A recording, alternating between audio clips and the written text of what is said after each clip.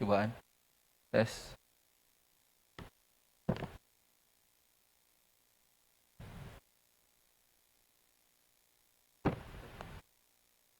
Baiklah, auzubillahi minasyaitonirrajim. Bismillahirrahmanirrahim. Alhamdulillah. Wassalatu wassalamu ala Rasulillah wa man tabi'ahu wa man walah. Rabbi shrah li sadri wa yassir li amri wahlul 'uqdatam min lisani yafqahu qawli.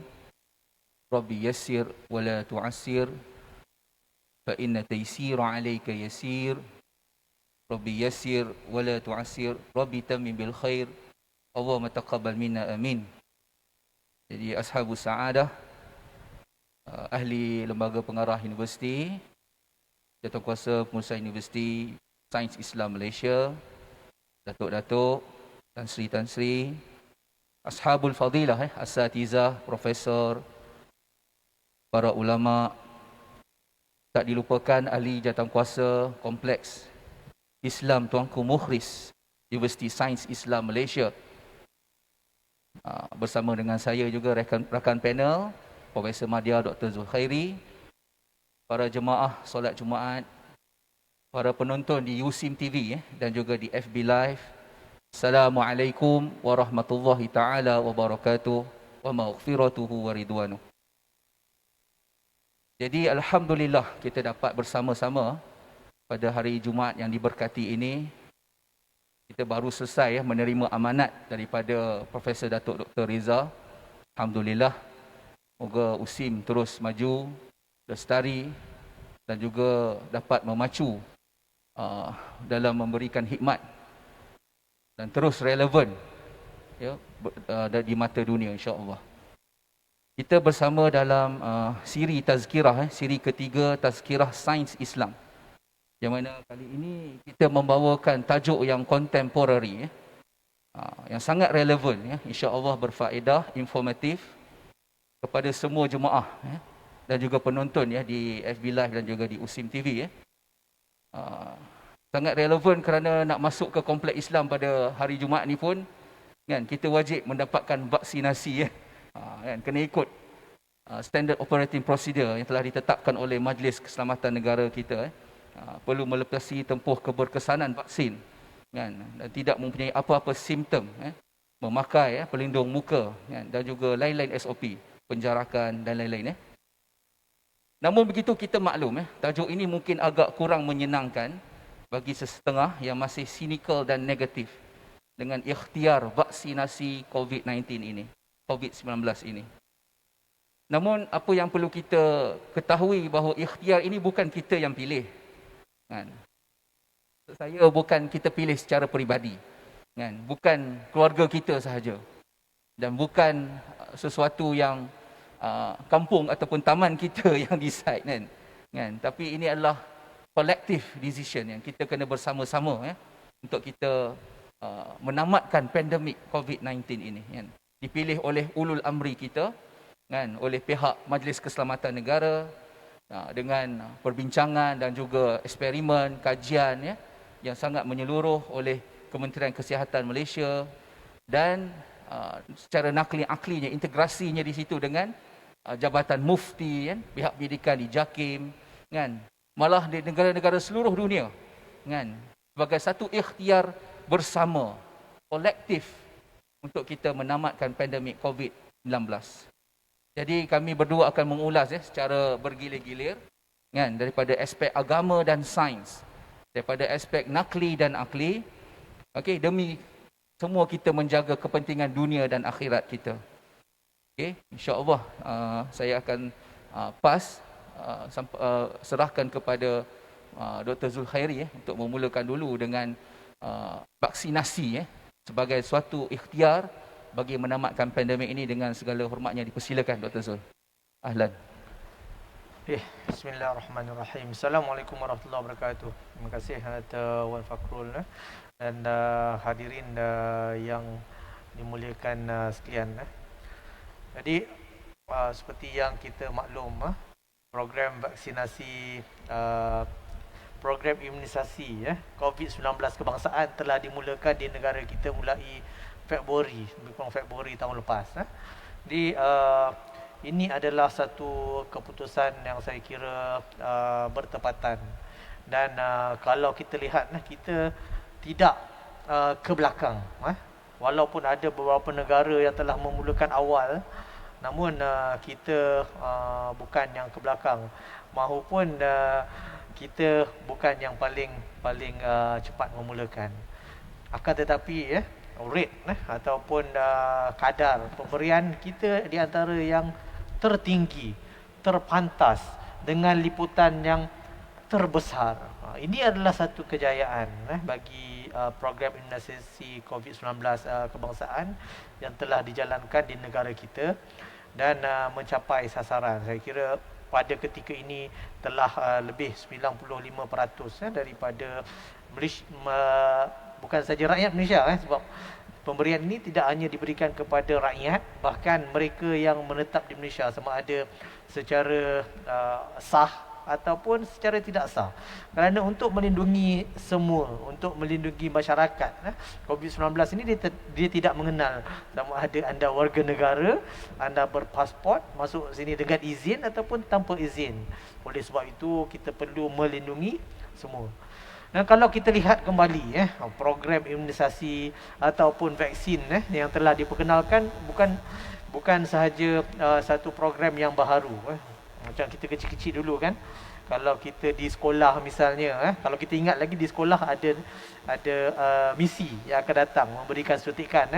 Ramai di antara kita masa tu takut jarum kan, namun kita terpaksa tadah juga walaupun macam-macam lah kita dengar mitos kata jangan mandi lepas itu, jangan makan kicap lepas itu. Tapi alhamdulillah kita ada yang kita ikut, ada yang kita tak ikut. Dan daripada vaksin yang diberikan kepada kita dilindungi alhamdulillah. Sebab kita tengok antara vaksin yang diberikan kepada kita itu vaksin polio.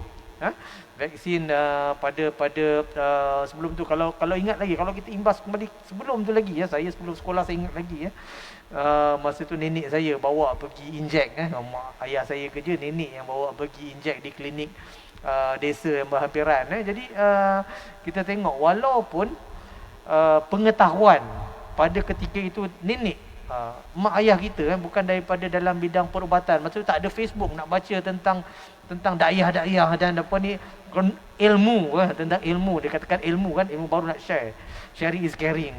Tak ada, tetapi dengan tanpa pengetahuan yang tinggi, namun amalan ataupun praktis vaksin amat tinggi. Kita tengok liputan vaksin dalam kalangan kanak-kanak lebih daripada 90%. Ini memang jadi data yang bukan baru. Data kalau kita tengok data 10 tahun dahulu pun sama, lebih 90%. Jadi ini adalah ikhtiar yang selama ni kita percaya vaksin mampu melindungi diri kita, dan terbukti kita ada kat sini sekarang. Kita dilindungi daripada penyakit-penyakit yang diberikan vaksin. Ada penyakit yang kita diberikan, ada yang kita tak dapat. Jadi kita dilindungi alhamdulillah. Dan mungkin ada di antara kita yang mendapat jangkitan itu tidak teruk. Jadi ini adalah peranan vaksin. Vaksin bukan sesuatu yang baharu. Kalau kita tengok perubatan, kalau kita tengok perubatan zaman dahulu pun ada bukti-bukti yang telah diberikan vaksin. Dan dalam perubatan moden dikatakan vaksin ditemui oleh Edward Jenner dalam lingkungan tahun 1700 Masihi. Itu smallpox vaksin. Kalau kita tengok WHO mengisytiharkan smallpox ni eradicated, telah dilenyapkan hanya pada tahun 1980. Jadi tahun 1700 sehingga 1980 tu masanya panjang tuan-tuan dan puan, lebih 280 tahun baru diisytiharkan lenyap. Kita tengok. Dan juga kalau kita tengok vaksin polio macam saya sebutkan tadi diberikan mulai tahun ditemukan pada tahun 1950-an dan diberikan di Malaysia saya kira dalam tahun 70-an 80-an telah diberikan. Jadi ini selepas daripada itu, kalau dulu kita tengok ada yang pesakit polio ni dia menyebabkan muscle dia lemah, yang kita tengok kaki kecil apa semua. Sekarang dah jarang-jarang jumpa sebab dah tak ada. sebab dah hampir lenyap disebabkan oleh kita dilindungi oleh vaksin. Dan kita harapkan vaksin yang telah diberikan kepada kita dan mulai Februari tahun lepas ini dapat melindungi kita juga, dan ini adalah salah satu ikhtiar. Banyak lagi ikhtiar lain. Banyak ikhtiar lain katakan makan makanan macam-macam lah untuk melindungi dan sebagainya. Namun yang terbukti daripada segi perubatan saintifik berdasarkan bukti-bukti vaksin yang terdahulu, insya-Allah ini adalah ikhtiar yang betul yang telah diberikan oleh ulul amri kita kata Dr. Wan tadi, ulul amri berdasarkan collective ideas ataupun collective decision daripada pakar-pakar. Jadi pakar perubatan konsult berikan consultation kepada politician. Ini the good political will kita kena ada political will yang kuat untuk melaksanakan program ini. Jadi program ini dilaksanakan dan alhamdulillah kita dah nampak kesannya. Daripada kes pernah naik sampai 20,000 lebih, sekarang ni dalam 5,000. Kalau kita tengok kategori yang 4 kategori 5 yang perlukan kemasukan di hospital, yang perlukan ICU, sangat-sangat kurang. Nanti kalau boleh nanti saya akan sharekan sedikit statistik berapakah pengurangan tersebut. Jadi saya kira Dr. Wan Fazrul boleh berkongsi kepada kita tentang daripada sudut Islam macam mana perlunya kita ambil vaksin dan kenapa kita nak ambil, adakah dibolehkan ataupun tidak boleh. Sila. Ya, terima kasih Dr. Zulhairi. Jadi isu pengambilan vaksin inisiatif kita vaksinasi ini adalah suatu ikhtiar. Kan, salah satu ikhtiar. Banyak lagi kaedah, betul, kita percaya begitu. Kan, untuk menamatkan pandemik COVID-19.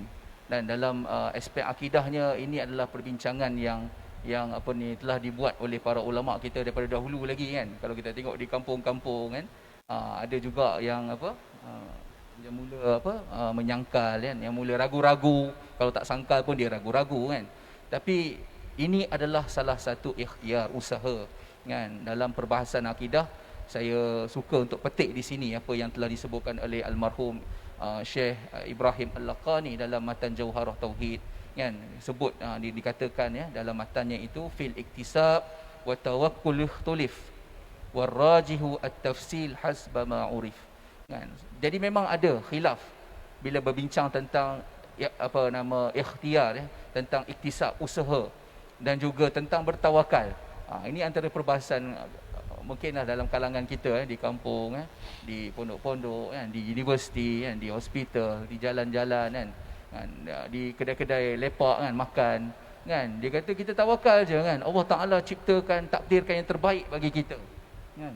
Takkan kita nak tolak takdir kan. Takkan kita nak berlebih-lebih kan daripada apa yang Allah Taala beri kepada kita. Jadi dalam perbahasan iktisab ataupun ikhtiar dan juga tawakal dan redha perlu difahami dengan jelas kan. Jadi kat sinilah kita kena lihat kepada huraian-huraian yang dibuat oleh ulama muktabar, ulama yang diiktiraf keilmuan mereka, bukan Syekh Google ataupun Dr. Yahoo ataupun ialah yang tidak diiktiraf, yang kita takut kan, ustaz yang tidak kita tahu asal usul ilmunya kan. Jadi kat sini kita kena berhati-hati memilih huraian tentang ayat-ayat Al-Quran, tentang hadis-hadis yang berkenaan dengan berikhtiar, berubatlah kan. Antaranya yang disabdakan oleh Rasulullah SAW dalam Sunan At-Tirmizi, hadis hasan sahih kan. Datang seorang badui kepada baginda Nabi yang bertanya, ala natadawa kan, apakah kita tidak berubat?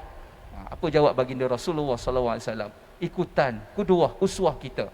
Jawab baginda Nabi SAW, na'am ya ibadallah, ya wahai hamba-hamba Allah Ta'ala kan, tadawau kan, pergilah berubat kan. Fa inna Allah lam yada' da'an illa wada'a lahu shifaan kan. Sesungguhnya Allah Ta'ala tidak menjadikan penyakit, melainkan Allah Ta'ala menciptakan bersamanya ubat ataupun syifa kan. Au qala dawaan kan. Ada matan lain mengatakan ada ubat kan. Illa da'an wahidan, melainkan satu penyakit yang memang tak ada ubat. Maka tanyalah para sahabat, qalu ya Rasulullah wa ma huwa, apa dia penyakit yang tak ada ubat ni Rasulullah? Jawab baginda Nabi SAW, al-haram. Al-haram tu bukan benda tak elok, maksudnya memang semua orang akan lalui itulah penyakit tua. Tak boleh nak buat apa-apa kan. Memang kita kena redha, kita kena bersedialah kan dengan kita punya takdir dan juga nak menua ni kan. Akhirnya akan bertemu dengan Allah Subhanahu Wa Taala kan. Tapi nak cerita dia, kalau sakit berikhtiarlah, berubatlah, carilah pakar-pakar, carilah orang-orang yang diiktiraf, carilah orang-orang yang alim, yang tahu kan, tabib, doktor, yang memang disahkan amalan perubatannya, amalan ketabibannya, dan juga memang orang yang arif dalam penyakit tersebut untuk kita berubat dengannya kan. Jadi kita juga diajar al-akhzu bil asbab, al-akhzu bil asbab kan. Dan juga kita kena beriman dan redha dengan musabbib al-asbab kan. Kita mengambil sebab-sebab dalam segala pekerjaan kita kan. Kalau nak pergi ke Kuala Lumpur kan, tak boleh duduk di pusat Islam ni tunggu sampai begitu saja, tak boleh. Ini daripada aspek akidah kita kan. Kita kena naiklah kenderaan, carilah Grab, carilah taksi kan, motor kan, kereta, bas kan, untuk mengambil sebab-sebab kan. Dan tapi kita kena beriman dan redha dengan musabbib al-asbab, Allah Taala yang mengurniakan qabul tersebut. Kalau Allah Taala nak bagi cepat ke, kalau Allah Taala nak bagi selamat ke, Allah Taala nak bagi kita seronok ke, itu Allah Taala akan menentukannya kan, tanpa ada halangan, tanpa ada kesusahan kan. Sebab tu dalam kata-kata Syekh Imam Ali Jum'ah kan, hafizahullah taala, tapi ini yang disebutkan oleh Syekh ini adalah untuk kita berhati-hati, bersederhana, ada mizannya, seimbang dalam mengambil sebab dan juga dalam kita beriman kepada Allah Taala. Ini untuk kita hilangkan tadi kan, taradud dan juga rasa muskil kan. Adakah nak kena letak pada ikhtiar semata-mata ataupun kena beriman kepada Allah Taala? Ini yang diajarkan oleh akidah Ahlussunnah wal Jamaah, untuk kita bersederhana kan. Kita mengambil sebab tapi meletakkan kepercayaan dan iman kepada Allah Subhanahu Wa Taala yang menjadi punca, yang menjadi musabbib al-asbab tu. Mana kena ambil asbab juga, jangan tinggal asbab. Kata Al-Imam Ali Jum'ah hafizahullah taala, ya, al-i'timadu 'ala al-asbab syirkun wa tarkuha jahlun. Kalau kita hanya bergantung kepada sebab-sebab, kita dah syirik sebenarnya. Kan, kita kata sebab duitlah aku kaya kan, contoh kan, sebab vaksin lah aku sembuh, contoh, syirik. Jatuh syirik kalau kita kata begitu kan. Itulah kita punya mutlak, penyembuh mutlak kita ataupun pemberi kekayaan mutlak kita, syirik. Tapi kalau kita tinggalkan langsung, kejahilan, kebodohan kan, apa dia kata, tarkuha jahlun kan, tak boleh tinggal.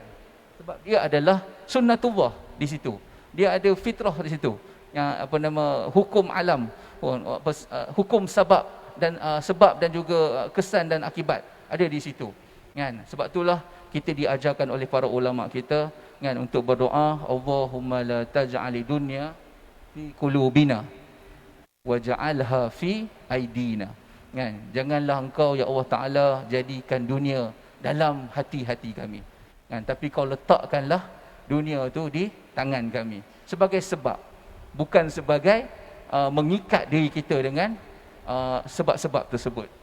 Jadi dalam ikhtiar kita melalui vaksinasi ini, kita ambil maklum para ulama kita, bukan hanya di Malaysia malah di seluruh dunia, daripada Al-Azhar Asy-Syarif sehinggalah ke ulama European Council of Muslim Scholars kan, telah berhimpun, telah berbincang kan, bagaimanakah hendak menghentikan pandemik COVID-19 ini. Sebab akibat dia bukan hanya kepada kematian dan kesakitan, dia juga memberi implikasi negatif dari sudut ekonomi, pendidikan, dari sudut sosial kan. Berapa ramai orang yang tekanan jiwa masa tu kan. Jadi suatu kaedah dan juga metodologi perlu diikhtiarkan, bagaimana hendak menghentikan ataupun mengurangkan. Jadi vaksinasi ini telah dilihat, telah dikaji, telah diteliti oleh para ulama kita, dan mereka bersepakat bahawa hukumnya harus untuk mengambil vaksin COVID-19 ini, kerana tidak ada unsur yang meragukan dan tidak ada unsur-unsur kotor kan. Jadi mereka bersepakat, dan di Malaysia kita alhamdulillah muzakarah ulama kita telah dibuat berkali-kali meneliti isu ini kan. Mufti kan, fatwa negeri-negeri juga telah bersetuju bahawa harus hukumnya untuk mengambil vaksin COVID-19 kan. Jadi elok saya serahkan kembali kepada Dr. Zul untuk mengulas perkara yang berkaitan juga sebelum kita tamatkan satu suku. InsyaAllah Dr. Zul, sedikit perkongsian. Okey, mungkin ramai yang tertanya-tanya kan, apakah keputusan yang kita buat ni sebenarnya keputusan yang betul, Dan juga kalau kita lihat melalui pembacaan kita di media sosial, pembacaan di media sosial sekarang ni betul lah, orang kata membaca jambatan ilmu. Jadi di mana-mana pun kita membaca, termasuklah membaca Facebook. Dulu nak baca pergi library kan, kena pinjam buku, tapi sekarang dah dibawakan kepada kita macam-macam jenis ilmu. Tapi pemilihan ilmu tersebut, pemilihan bahan bacaan tersebut, memang banyak bahan bacaan yang kita boleh baca, dan daripada mana sumbernya. Macam Dr. Wan kata tadi lah, kalau kita nak berguru, mendapatkan ilmu misalnya, kita perlu merujuk kepada pakar dalam bidang, dan di antara pakar-pakar tersebut pun ada konflik, ada perbalahan antara mereka sendiri.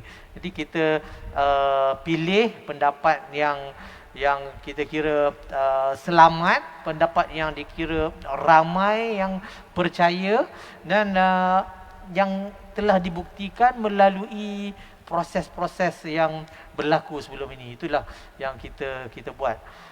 Kerana dalam semua cabang ilmu, perubatan pun memang ada perdebatan. Sebab itu kita ada jurnal, kita ada scholar journal. Lepas tu nanti ada pula rebuttal je yang pelbagai-bagai bidang. Jadi kalau tidak ada check and balance, ataupun tidak ada mereka yang mengatakan salah, jadi saya kira percambahan ilmu ni tidak berlaku. Jadi kita perlu ada yang katakan tidak tu. Kita perlu ada yang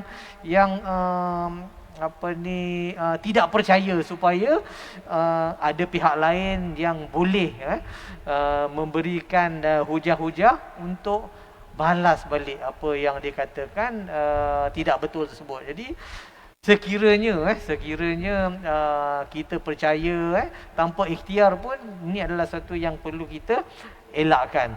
Jadi kalau kita tengok satu kajian Reconvent yang telah dilaporkan mendapati bahawa kadar kes jangkitan COVID-19 bagi setiap 1000 populasi dalam kalangan kumpulan yang tidak divaksin adalah jauh lebih tinggi, iaitu 36.2 berbanding dengan penerima vaksin AstraZeneca, itu 7.1, Comirnaty, Pfizer 6.8, dan CoronaVac 11.6. Jadi sepanjang tempoh pemerhatian tersebut daripada April 2021 sehingga 9 Januari 2022, Malaysia telah melaporkan sebanyak lebih kurang 2.5 juta kes jangkitan COVID-19, dan ini termasuk kes-kes yang berlaku dalam kalangan individu berumur di bawah 20 tahun. Dan kita tengok lagi salah satu dan kajian lain, kalau kita tengok ada orang kata yang vaksin ini ada side effect, boleh menyebabkan myocarditis ataupun radang pada jantung. Ya, betul, kita tidak nafikan, tetapi dalam keadaan yang terkawal. Ianya boleh diubati. Sebab kita tahu dah bagi vaksin, jadi ada tempoh bertenang. Kalau kita dah diberi vaksin booster hari tu pun, doktor akan berpesan kepada kita supaya tidak melakukan aktiviti-aktiviti yang vigorous ataupun aktiviti-aktiviti yang boleh menyebabkan jantung kita bekerja dengan lebih laju, seperti exercise ataupun melakukan aktiviti-aktiviti fizikal yang berat. Dan antara side effect daripada vaksin ini telah diterangkan. Jadi mungkin bahawa penerangan tersebut tidak difahami ataupun penerimaan terhadap penerangan tersebut tu berbeza daripada kalangan satu individu kepada individu lain. Dan kalau kita tengok dalam kalangan pelajar kita pun atau kita sendiri waktu belajar dulu kan, pemahaman kita apa yang pensyarah beritahu di hadapan, kalau kita tengok tunggu nak exam baru kita tahu sebenarnya ramai yang tak tahu, pemahamannya berbeza. Sama juga di media sosial barulah mereka meluahkan pemahaman mereka yang berbeza. Kadang-kadang kita nampak agak memang jauh terpesong. Jadi sebelum ambil exam tak tahu, tetapi dalam wujudnya media sosial ni ramai yang telah melahirkan pendapat mereka sendiri tanpa diminta. Jadi kita tahu sebenarnya apa yang pendapat itu, ada yang betul, ada yang salah, ada yang menyokong, ada yang tidak menyokong. Dan saya kira secara keseluruhannya mereka yang menolak vaksin ini, sama ada menolak dos pertama, dos kedua ataupun menolak booster dose ni, mereka mempunyai alasan mereka tersendiri, dan kebanyakan alasan tu memang alasan yang valid, kan, pada mereka valid, pada kita yang dengar pun valid, dan alasan yang diberikan dengan penerangan yang mereka sendiri percaya terhadap penerangan tersebut. Dan perlunya kita yang mempunyai ilmu ini untuk memberi penerangan yang betul ataupun membetulkan apa yang salah faham. Ini adalah kita sebagai anggota masyarakat ni, saya kira perlulah membetulkan keadaan tersebut. Dan saya sebenarnya berasa amat sedih apabila saya baca komen-komen di media sosial. Sebab saya ni suka baca media sosial kot. Bukan tengok saya tengah duk pegang phone ni, mesti tengah baca Facebook lah. Saya baca tentang kajian tadi. Jadi kalau kita tengok komen-komen di media sosial, kita berasa sedih. Menteri Kesihatan DG Ketua Pengarah Kesihatan dilabel sebagai Dajjal misalnya. Saya rasa ini adalah satu label ataupun satu tuduhan yang amat berat, kan, label seorang Muslim yang lain sebagai Dajjal. Saya rasa macam mana tu, Dr. Wan? Memang rasa manusia lain pun walaupun bukan Muslim pun dilabel sebagai Dajjal ni adalah satu yang saya rasa tak betul lah. Jadi kita perlu menjaga tata susila. Di samping berikhtiar, betul kita ikhtiar, tetapi apabila suatu benda ni tak setuju dengan kita terus marah. Apabila benda ni tak kena dengan kita terus menjadi rebel. Tetapi sebenarnya ada sebab suatu itu dibuat, dan ada rasional dia untuk menolong. Dan bukannya hidup ni bukan hanya berkisar pada kita seorang. Kita nak ada hidup dalam bermasyarakat, kita nak hidup dalam keadaan kelompok yang besar, dan sama-sama saling menjaga masyarakat yang lain. Dan ikhtiar ini perlu ikhtiar secara bersama, dan vaksin ini adalah menunjukkan kebersamaan kita, insya-Allah. Tuan. Terima kasih Dr. Zahiri. Jadi itulah fenomena kita pada hari ini. We are drowning in information, but we are craving for wisdom. Kan, kita tenggelam dalam pelbagai informasi, dan kita mengharapkan dalam informasi tersebut ada wisdom, ada hikmah. Kan, sebab tu ada setengah pemikir meletakkan learning without wisdom is a sin. Kan, kalau belajar sahaja tapi tak dapat nak mengambil iktibar dan hikmah daripada pelajaran yang kita dapat tu adalah suatu dosa sebenarnya. Buang masa. Kan, buang masa je kan, duduk 14 minggu kan, tapi tak dapat apa-apa iktibar, jawab exam, balik kampung masih lagi balik ke